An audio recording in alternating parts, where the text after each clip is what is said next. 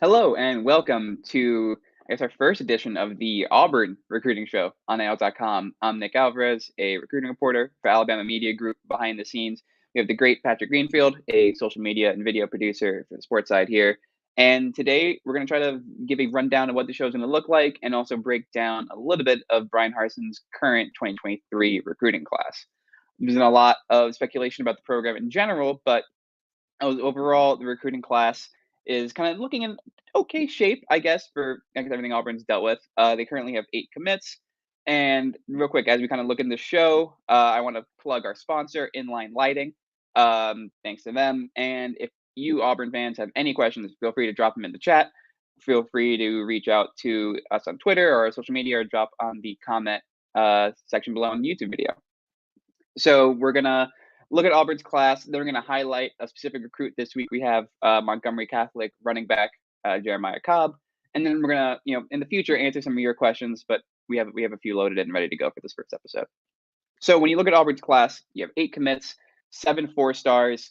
I think overall you kind of see a trend of upside with Auburn's players. They're kind of going for the quality over quantity, but also hoping that some of these players who are coming in as 4 stars, maybe a little lower on 247 national recruiting rankings, will be able to continue to progress. There are half of their 8 players are currently in state or from neighboring Georgia.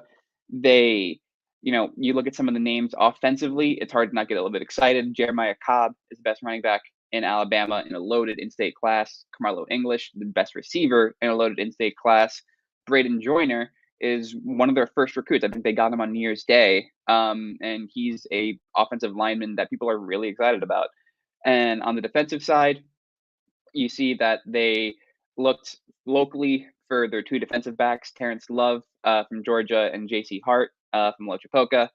And on the defensive line, which is always going to kind of be a point of emphasis, you have Ashley Williams and Wilkie Dino, who they're big-bodied players. You kind of look at them as someone you don't really want to have to touch a lot when they get to campus. I think you just kind of hope they can just pick up the playbook and then get out and go.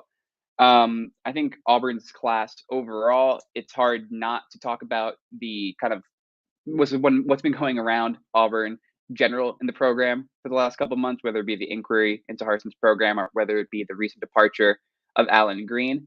I think all things considered, Auburn is hearing the right things from recruits. You talk to players and they say when they get on campus, they're shown a good time. They're really shown the vision. Some of the biggest uncommitted kids in this class, if you look at Quay Rousseau from Cobb and Montgomery, say that they say that they believe in Bryan Harsin. Whether or not they're just at this lip service, I guess will be seen. But everything around Auburn, I guess, is sounding and hearing right from a recruiting aspect. They're just not getting the number of commitments. And I think a part of that, which we'll get into a little later, it might be kind of as we see the 2022 season play out. When you look at really the player I wanted to highlight today, Jeremiah Cobb, I think you kind of see this ideally what Auburn can do on the recruiting trail with kind of renewed focus in state. He committed in July, has a great relationship with Cadillac Williams, and you put on this highlight, and it looks like a video game. He plays in with Montgomery Catholic. They were 3A the past few years. They're 4A this year, I believe. And I spent some time in Montgomery when I first moved down here, and I've watched Jeremiah Cobb, and each year he just becomes more of a complete back. He's always had kind of the speed, but right there we just saw him kind of take a jet sweep motion. He wasn't doing that 2 years ago, I don't think. He's gotten bigger. He's gotten his body attuned to taking more hits. There are people who believe he could have set the state's touchdown record last year had they not, limited his carries once the Knights, took a big lead come halftime. This year, see it there, he already has 7 rushing touchdowns, 335 yards. He has another receiving touchdown on the board too, and they're in 2 big Montgomery Catholic wins. So I think his potential is kind of indicative of what Auburn's going for in this class, of someone who can just come in and say, hey, you want to be a part of what we're building here. You grew up around it, for his case, in about an hour away in Montgomery. And, he kind of has those ties at Montgomery Catholic. He's a legacy player. His great grandfather and grand uncle, I believe, played for the Knights at different positions. And he just, I think, is what you want in a player. And I think that's also reflected a little bit in Carmelo English. Now, if you kind of want to see what's needed in Auburn's class, I think the glaring hole is at quarterback. There have been, I think, two misses so far for Auburn in Briarwood Christian, now five-star Christopher Vizina, who committed to Clemson earlier this year, and a Tennessee quarterback in Brock Glenn, whose first name's actually Auburn after his grandfather, who attended the university in the '60s, I believe, and he ended up committing to Ohio State. So Auburn has two 2024 recruits at quarterback, and one of them may reclassify, but that's, I think, getting ahead of ourselves a little bit. I think from talking to people, Auburn needs to get a quarterback in this class, really, no matter who it is, just because nationally it just kind of seemed that this is the year to get a quarterback. And Auburn just, finished up their 2022 quarterback conversation, but, Finley's a senior. There's some other transfers that may not shake out. Obviously, you have Holden Gurnier, who came in 2022. So the conversation at quarterback is only going to continue next year, and you want to make sure you kind of have that pipeline of recruits coming in to kind of help ease that conversation, so you're not, relying on the transfer portal and, whatever that can look like. Yeah, so I'm kind of looking at the chat over here, and how is Greens? So yeah, thanks to Kenneth King, excuse me, from the question with the question, how is I guess former athletic director Alan Green's departure going to affect Harsin? And I mean, there's been a lot written about that. AL.com has had that extensively covered in terms of, it's hard to recruit for it's hard to recruit in general in the SEC, let alone when you're having a rough season, let alone when your team currently doesn't have an athletic director that's linked to the program. So Harsin needs to prove to recruits that his future is not just viable, that it's going to exist, period. There's questions of him being a lame duck coach. You could believe that or not. Regardless, I think from a recruiting standpoint, one of the reasons why this class currently only sits at 8 players is because on the field, there's still question marks about Auburn.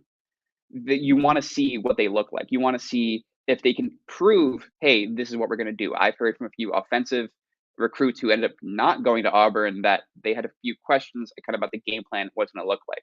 Auburn's had three offensive coordinators, I believe, in Harsin's 2 seasons, and you want to know what you're getting into. It's when you're looking at the college future. Obviously, you're looking at what class you're going to take, what you're going to major in. You're going to want to know what you're going to major in football. Also, if what you're running a spread or pistol or option, you just kind of want to have a sense. And I think a lot of these players haven't gotten the clarity that they wanted. Now, on the defensive side, I think you've seen a little bit more consistency. I think you kind of understand where they're looking for when they get someone like Wilkie Dino. And also, I'm going to shout out to Johnny Gill for leading me to my next point. Another need for this class currently is the offensive line. They had one recruit in 2022, and actually Braden Joyner's former teammate at Auburn High, and now they only have Braden in 2023. So in college football, and at all levels of football, you need to throw the ball, you need to protect the quarterback. Auburn has to answer those questions on the recruiting class, because if this team were to, take those 2023 recruits and field them next year, there's going to be some things missing. And Auburn, you can't really rely on the transfer portal should there be a coaching change or should there be even more questions moving forward. I also kind of wanted to look at, one thing I wanted to look at here, and we had the question of a minute ago, is how is 2022 going to affect 2023? Harsin was kind of asked about this a little bit earlier in the season, or earlier in the offseason, kind of about what his message would be to recruits who are kind of seeing kind of from the outside all the stuff that Auburn's been going through, at least publicly. And he pretty much told them, like, just watch, kind of have faith in us. And when you talk to kids who are currently committed in this class, they believe. They kind of have that full buy-in. Jeremiah Cobb, in a great video on AL.com and on YouTube, talks about his relationship with Cadillac and how he's always checking in, and he wants to be like Cadillac, the way he saw, or the way his parents kind of talked about Cadillac as a player. You look at DeQuavius Story, the most recent wide receiver commitment from Chipley in Florida. He talks about Auburn as a sense of, that's a future home. That's a place that I can just kind of see myself playing. Auburn is probably not going to get in the 25 plus recruits that other teams might have now that the cap is off. But you're really going to want to see the talent. You're going to want to see the upside. You're going to want to see the players that maybe coming in, you're not going to think, oh, I don't know about that. But a couple years down the line, you think, oh, what were those recruiting rankings thinking at the time? On Harsin's recruiting show, or excuse me, on Harsin's podcast that they do, he's mentioned a little bit how, he likes Aaron Rodgers' story of kind of coming out as kind of not the most highly recruited quarterback or the most highly rated quarterback, and then proving everyone wrong. And he's still doing it to this day. You look at Harsin's press conferences, you hear them. I think there's a similar trend he's looking for. He wants people who are going to believe in Auburn, believe in him, and believe in the system, and kind of rally around each other. And I think that's kind of where we're going to end it. Auburn's recruiting class needs to get bigger. It will. And when it does, we'll be covering it here on the AL.com recruiting show. Thanks so much, Patrick and myself. Feel free to drop any questions and feedback. Until next time.